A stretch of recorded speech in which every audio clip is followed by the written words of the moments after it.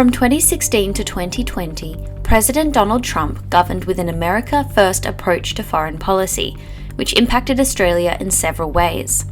Within hours of being elected, Trump made a now infamous phone call to then Prime Minister Malcolm Turnbull, where he called a refugee resettlement agreement made by the Obama administration a horrible deal, a disgusting deal that I would have never made.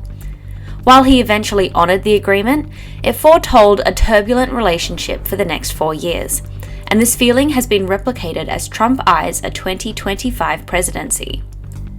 Trump's main areas of focus as president, including rebuilding the American economy, scrapping multiple international partnerships, and favouring cheaper fuel whilst ignoring climate change, have now been further radicalised for his current campaign. In the name of protecting American industries, Trump's plan to increase import tariffs will likely increase the cost of Australian produce, and his proposed 60% tariffs on China will shift global supply chains and affect mining revenue. And while tax cuts may provide relief to Americans and possibly inspire Australia to follow suit, any borrowed money brings the risk of market repercussions that could keep inflation high.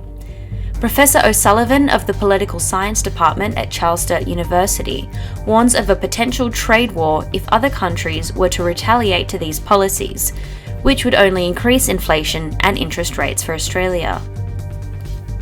Additionally, Professor O'Sullivan voices concerns over Australia being so closely tied to the US military through the AUKUS agreement, which is a protective alliance that shares technology and intelligence as protection against rising threats, such as China's increasing influence in world affairs.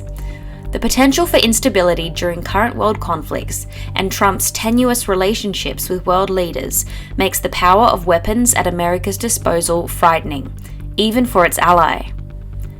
Australia's concerns over a second Trump presidency are shared by many nations, given the potential worldly effects of his leadership. Trump's efforts to weaken NATO and his history of questionable decisions and relationships means the outbreak of violence on a domestic or international scale is higher. And as a major power, a lack of movement against climate change to reduce its severity will also have severe global consequences. At the end of the day, however, Australia is its own sovereign country, and Trump, or Harris for that matter, can only influence, not dictate. How we react is up to us.